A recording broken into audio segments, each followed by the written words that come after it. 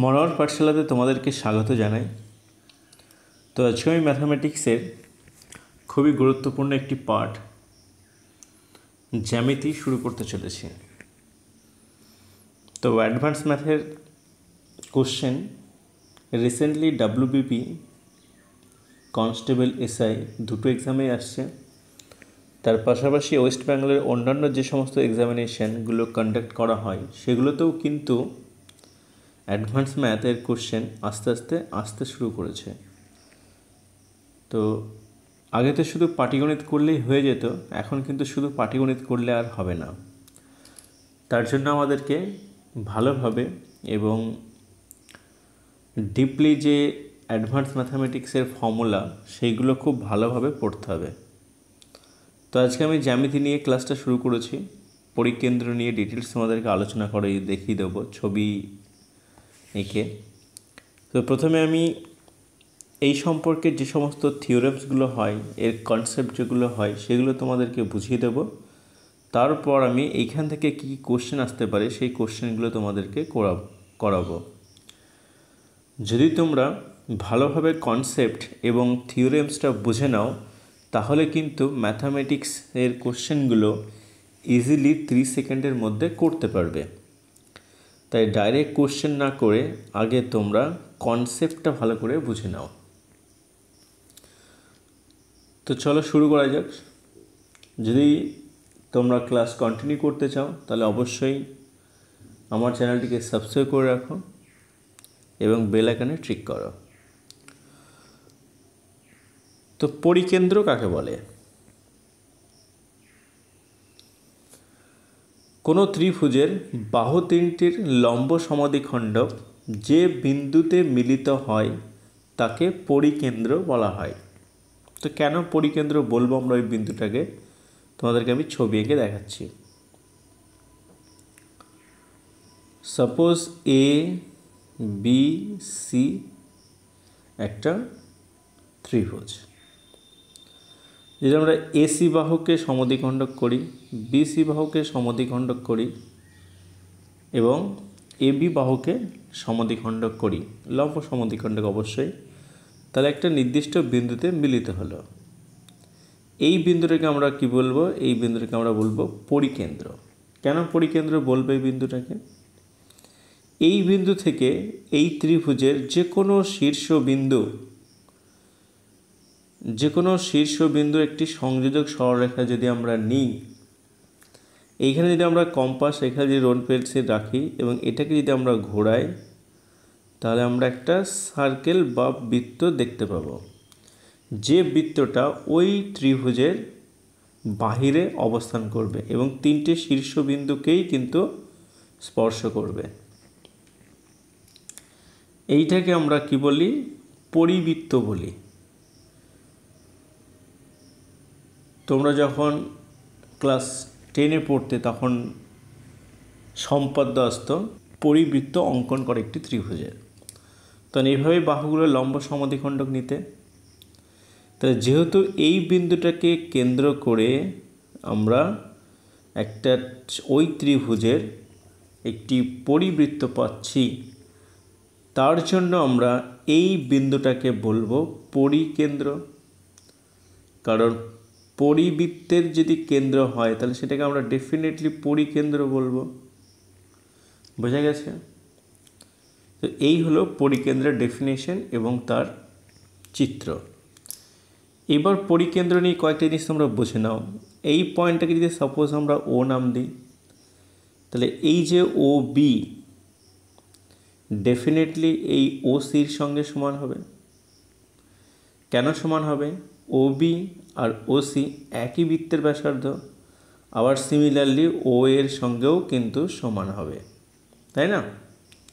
এই তিনটে তাহলে দেখতে পাচ্ছি আমরা সমান। কেন সমান? কারণ এটা হচ্ছে একটা বৃত্ত, যে বৃত্তের এটা ব্যাসার্ধ, এটাও ব্যাসার্ধ এবং এটাও ব্যাসার্ধ। তাহলে এখান থেকে আমরা বুঝতে পারলাম পরিকেন্দ্র কাকে বলে। পরিবৃত্ত কি?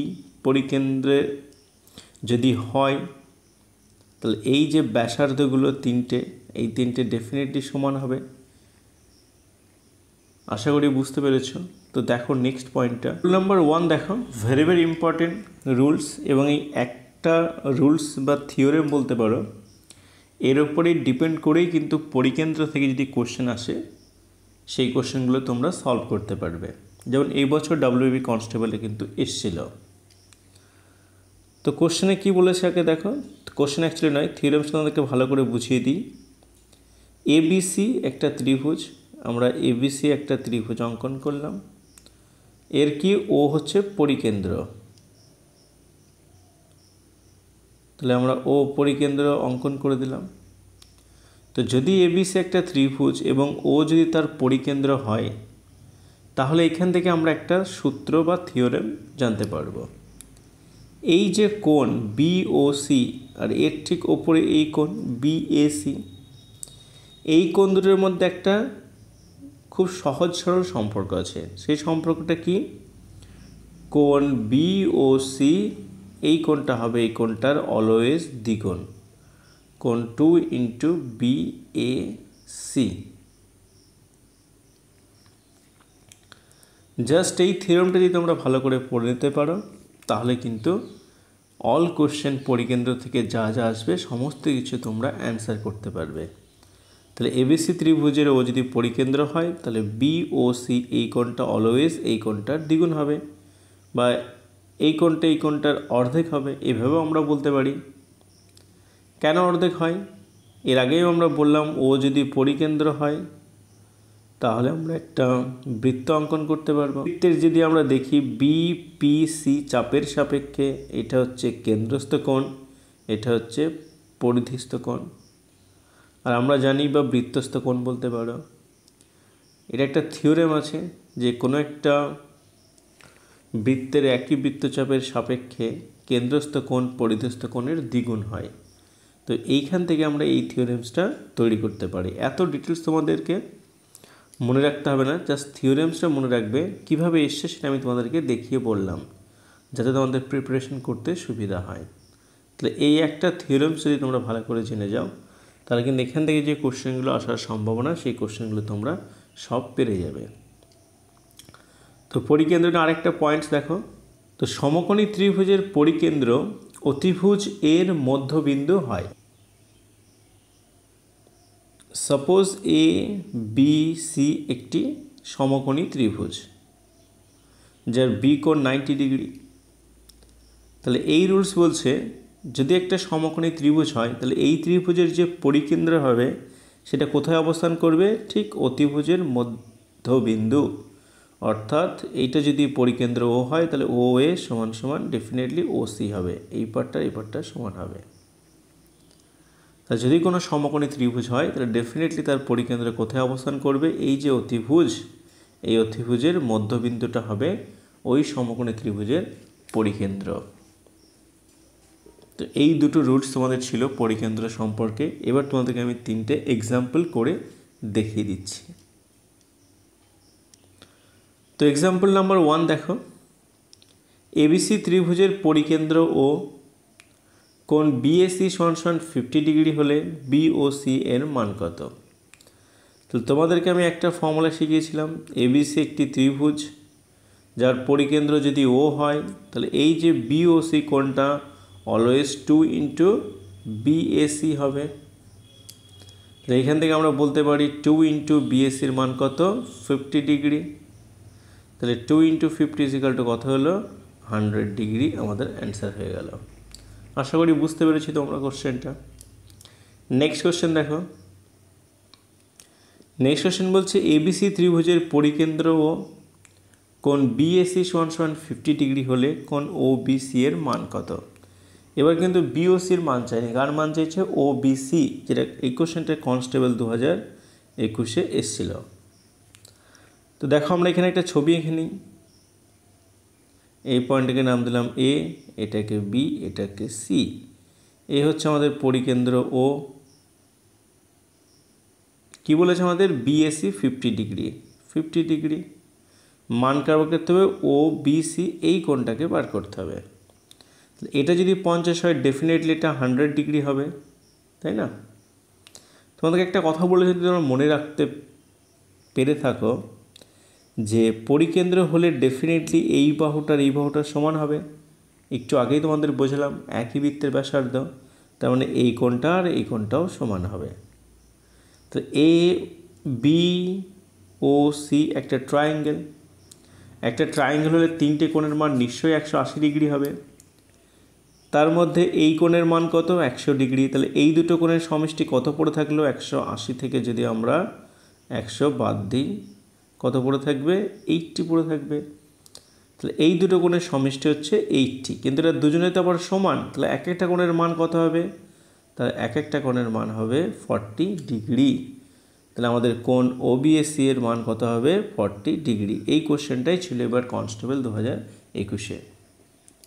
নেক্সট কোশ্চেন দেখো, এবিসি ত্রিভুজের পরিকেন্দ্র ও কোণ বিওসি সমান সমান 120 ডিগ্রি হলে কোণ এবিসি এর মান কত সেটা আমাদেরকে বার করতে হবে। তাহলে আমরা ছবি এঁকে নিই।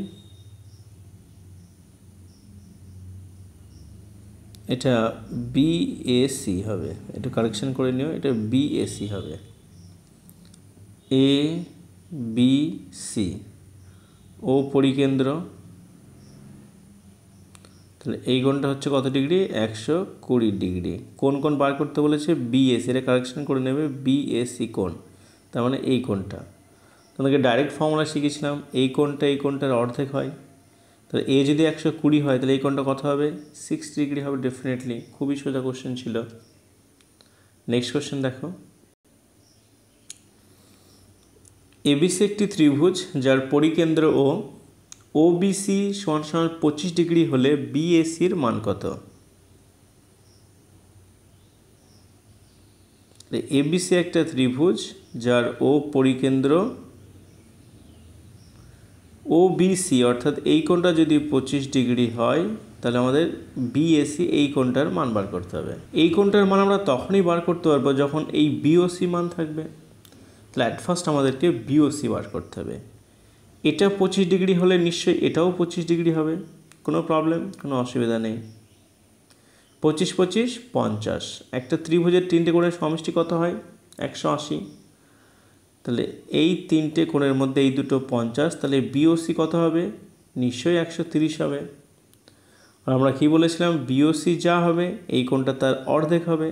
তাহলে এই যদি 130 হয় তাহলে বিএসির মান কত হবে? তাহলে কোণ বিএসি এর মান কত হবে? এর অর্ধেক 2 দিয়ে ভাগ করে দাও, 65 ডিগ্রি। তো আজকের লাস্ট কোশ্চেন, এবিসি একটি সমকোণী ত্রিভুজ যার কোণ এবিসি 90 ডিগ্রি। তাহলে আমাদের একটা কোশ্চেন বলেছে, এ বি সি একটি সমকোণী ত্রিভুজ যার বি কোণ 90 ডিগ্রি। এবি সমান সমান 6 সেমি এবং বিসি সমান সমান 8 সেমি। ত্রিভুজটির পরিব্যাসার্ধ কত? তোমাদের একটা ফর্মুলা আমি শিখেছিলাম প্রথমেই, যদি কখনো সমকোণী ত্রিভুজ বলে তাহলে তার পরিকেন্দ্র কোথায় থাকবে?